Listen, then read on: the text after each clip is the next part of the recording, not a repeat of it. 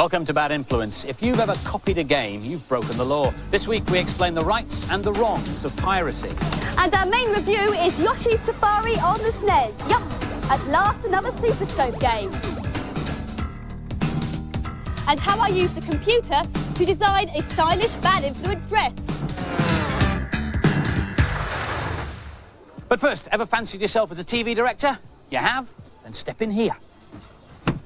As far as directing is concerned, this is where it all happens. Directing in television is an easy job. You sit in a chair like this, you look at a bank of monitors, and you let the vision mixer do it all for you. Brenda is our Bad Influence vision mixer, and she uses this great bank of switches and buttons to choose what you see at home, whether that's cameras, or Z's film from America, or the reviews, or whatever. So how does it all work then, Brenda? Right, this is a basic cut where picture changes. This is a mix where it dissolves. Right. That's a wipe. That's good. A bit jazzier wipe. And an even nicer one. Terrific. To be honest, vision mixing is one of the hardest jobs in telly, and if you've got a Mega CD, you can try it at home now.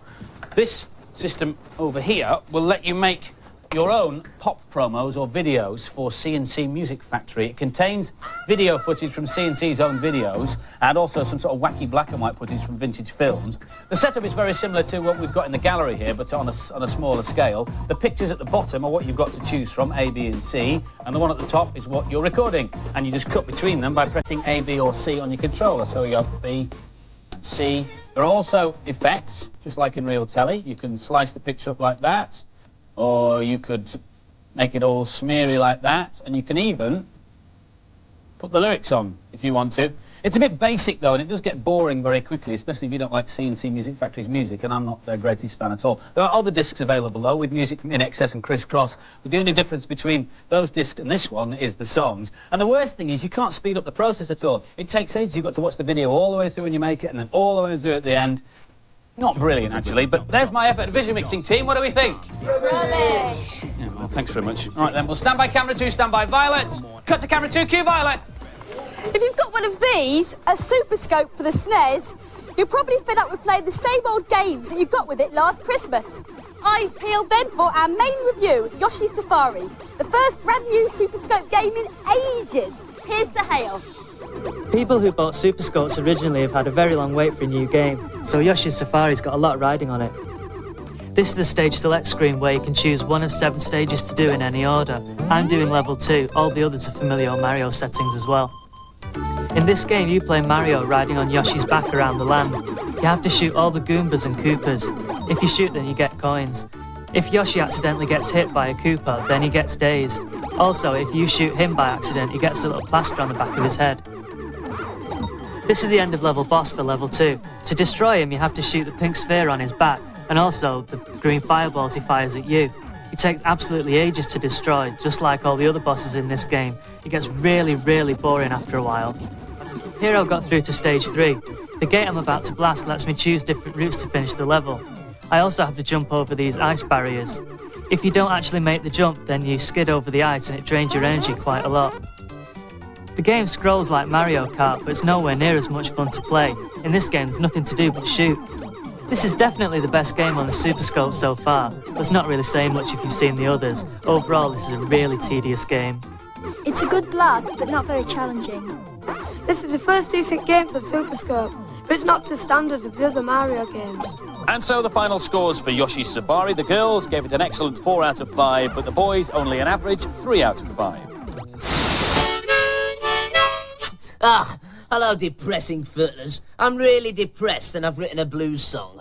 I woke up this morning, all crumpled in the sheets. I woke up this morning, ready to do some cheats. I'm feeling really bad, it's so sad, yeah. I'm in a huff, so here's a cheat for Tough Enough on the SNES. All you have to do is press start to get to the mode selection screen, like so. And then press left, left, left, right, right, right, and then left 7 times. 1, 2, 3, 4, 5, 6, 7. And you can now scroll through all of the characters like this. Brilliant! What a great cheat! Woke up this morning, feeling so happy. I mean, I was really depressed, obviously, actually.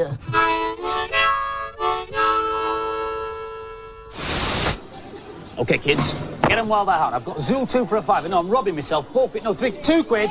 2 quid, and I'll give you 3 for a £5. Sold to the boy in the green T-shirt. Actually, it's illegal to copy discs, let alone sell the copies. Yeah, well, I was just kidding. Actually, Violet's right. Piracy is against the law, and you can get into serious trouble if you get involved in it.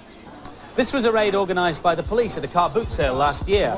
Markets and car boot sales are the main outlet for pirated games, and it's big business. So far this year, 47,000 pirate discs have been seized. Programmers have come up with different ways to protect their software. There's the code wheel, of course, and we've all spent hours and hours flicking through a manual looking for keywords. There's also protection built into the software. A protection that's been built in can be taken out. Although this disc is copy protected, a copy program like this one can copy everything on it onto a blank disc. The result? A perfect copy, but with the protection still in it. Now, what I've just done is strictly illegal, so I'm going to destroy the copied disc. It's a vicious circle. People say the games are too expensive, but the games manufacturers say that for every 1 floppy disk sold at full price in the shops, there are 8 or 9 copies in circulation. That's why fewer and fewer games are being developed for floppy disks. And if you've got any copied games at home, you're breaking the law too. So what you should do with them is chuck them in the bin.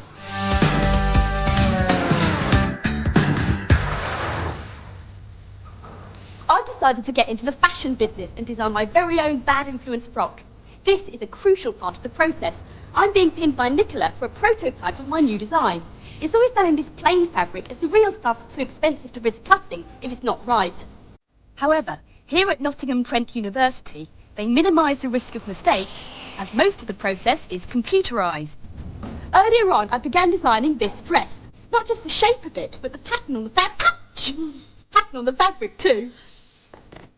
I'm using our Bad Influence logo to create a new design. First, I scan it into the computer, then it's ready for me to play about with and place it anywhere I want. I've decided on this repeat design, and I can now check out how the fabric will move.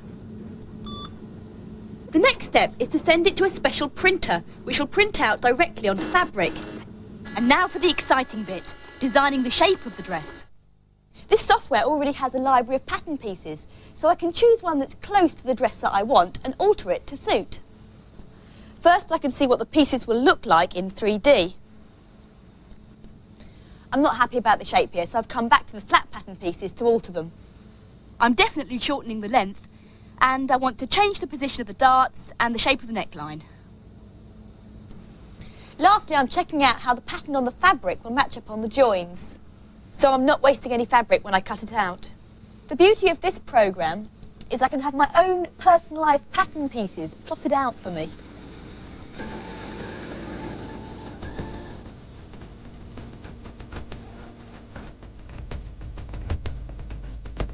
After all that pinning, Nicola's decided to plunge in and cut the real fabric. She's a lot more confident than I am. The one part of the whole fashion business as yet untouched by computers is the catwalk model, but even that's about to change. This is Gloria. She doesn't cost an arm and a leg, and she doesn't have tantrums. She also walks a bit funny, but there's a good reason for that. When the researchers at Nottingham started to create Gloria, the only visual references they could find were these pictures, taken over 100 years ago by a motion picture pioneer called Edward Muybridge. They mapped each frame individually into the computer and came up with Gloria. Add a catwalk, camera angles and lights, and you got yourself a revolutionary new way to model clothes. And now Gloria's being improved. When we took a model that was built from the outside, it's a bit like a Cindy doll or an action man, and all the movement is rather plastic and wooden. So what we've been doing is animating a body by taking a skeleton and making a skeleton walk, adding flesh to that skeleton, adding muscles to the flesh, and we see then that when a head moves round, for example, the neck muscles will move with the body. The whole intention is to make it flow, to make our movement as natural as possible. Gloria and I may have a long way to go, but watch out, Naomi Campbell, you've got competition.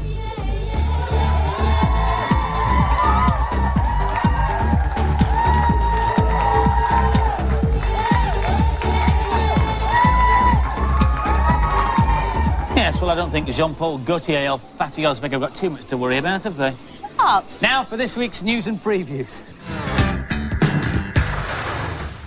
Mega Drive owners can help charity next month. Sonic 2 and 4 other top games will be banded together for 50 quid. Proceeds going to Childline and the Prince's Trust. Indiana Jones and Bart's Nightmare are also in there, but the bundle will only be available in Dixon's and Woolworths. If you want to be seen to be mean when you're playing your games, it's no use just slobbing around. No. You need Cred new gameware by Future Shooter. And who better to try it out than our very own super nerd, Namrood. Billed as clothing for screen warriors. It includes jackets and bags and hats and sweatshirts featuring this cool dude. And here's what it looks like on. You'll never be a nerd again, Nam. No, really. The RAC Rally starts this weekend, and with it, the latest version of the Network Q RAC Rally game for PC and Amiga. You've got a choice of cars with different characteristics, as well as digitised video of the event itself. All the realism without mudding your lounge. Hello again, Scrotty Furtlers. Clothes are very important. They say something about you. My clothes, for example, say, hey, trendy guy. Violet's clothes say, hey, look at my funny hairdo. And Andy's clothes say, ouch, let us out of here. I've been making a brand new, fashionable Furtling jacket. It's great. It's got a pocket up here for pencils and tweakers. It's got a special pocket here for my cheat book, and bits and pieces are over here, and separate pockets for chewed and unchewed sweets, and there's a storage area here for my head caps. Right, time for my first fashionable cheat. It's for James Pond 2 on the Amiga. Now, on any of the intro screens, simply type in Little Mermaid. LITTLEMERMAID,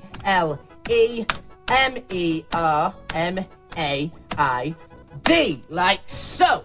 And now, not only will all the levels be opened up for you, but whenever you press return, you'll be able to become invincible. Hey, great. Time for some refreshment, I think. Right, unused. No, I'll save those for later. Ah, yes, used. Oh, and there's two. Andy, Violet, would you like to share a mint? Oh. I think I prefer one that's in mint condition. And so to Piracy Part 2. It's impossible for you and I to copy cartridges. You can't get all of the blanks, for a start. But take a look at this little lot. This little lot, with the exception of 3, are all fake cartridges. Mind you, some are easier to spot than others. These both purport to be Super Star Wars for the SNES, but no prizes for guessing which is the original and which is the fake. That's the real one, and that's the fake. I mean, just look at the label. It's awful. Gets a bit better, though, with this Spider-Man for the Game Gear. This is the genuine one. This is the forgery. But it's a good picture. The box is all right, but it's completely the wrong shape and the wrong size. Best forgery I've seen is probably this one, for Olympic Gold for the Mega Drive. They've got the packaging right, they've got that distinctive Sega-looking grid, and they've got the picture on the front, although it's too big. And inside, the cartridge itself looks just like a Mega Drive cart, although there are no instructions, and with fake games, there are very rarely instructions. Sometimes you get a photocopied A4 sheet. The thing that's missing from all the fakes is the word Sega or Nintendo, and that's because it's a greater offence to breach a copyright of a logo than it is to produce fake games. And be careful, if you use a fake cart, it might blow up your system. We got this in Pakistan, and you can get one here if you know where to look. Basically, it copies your cartridge game down onto a floppy disk, then you can get rid of your cartridge and play the game from the floppy disk through your SNES. It's very easy to use and highly illegal, as are other so-called backup devices sold by various shady characters. Oh, and I'm not going to demonstrate this one. At the moment, the manufacturers are one step ahead of the pirates because of these. CDs are relatively cheap to produce and at the moment almost impossible to copy, although we have heard that there are already some bootleg copies of Mega CD games available in the Far East. The moral of the piece is simple. Don't copy software. It's illegal, it's stealing, and you could be prosecuted for it. And it makes games more expensive for everybody. And if you come across dodgy software, don't buy it. Tell your local trading standards office. Now for some official games reviews. Star in your very own Oscar ceremony with a new platform hero for the Amiga. Oscar is a cute little chap of indeterminate origin who finds himself in a Hollywood dream world. Here's Angela. This is a brilliant idea for a game. All the levels represent different types of films. This is a horror level. In it, you've got to collect 15 Oscars for this level anyway. And when you've found them all, you've got to go to the clapperboard. I'm just collecting my yo-yo. This is the only weapon you'll get. You can kill things with it, or you can hang off walls, which is pretty hard. This elephant lets me go back to there when I die. Just collected an Oscar. And this potion lets me go invisible. But it's hard because I can't see where I am. This game's got everything. Good graphics, a brilliant new hero, and excellent playability. There's been a lot of time and effort put into it, and it shows. This is a great idea for a game. The character's very appealing and moves really well. And the scores for Oscar, both the girls and the boys awarded it top marks, 5 out of 5. Last Action Hero is a movie conversion for the Game Boy. The film was a bit of a dud. How does the game shape up? Here's Andy. This is basically a beat-em-up platformer, loosely based on the film Last Action Hero. I'm playing the Schwarzenegger character, who is a film hero trapped in a real world. He needs to collect these tickets so he can get fire extinguishers to progress further in the game. More tickets mean more fire extinguishers. Here a baddie has just appeared out of nowhere, and they can only attack him with 2 moves. The graphics are too detailed and complicated for the Game Boy to handle. Here I'm jumping over a gap, kill another baddie. Jump over a gap, kill another baddie. It's just too repetitive. This is the worst Game Boy game I've ever played.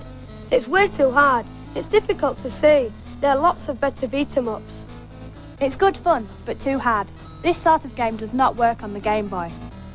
This game's too ambitious for the Game Boy. You just can't handle all the action on screen at once. And the scores for Last Action Hero. For the first time ever, both the boys and the girls gave a game a dreadful 1 out of 5. Looks like one to miss. Hello, Scrotty Furtlers.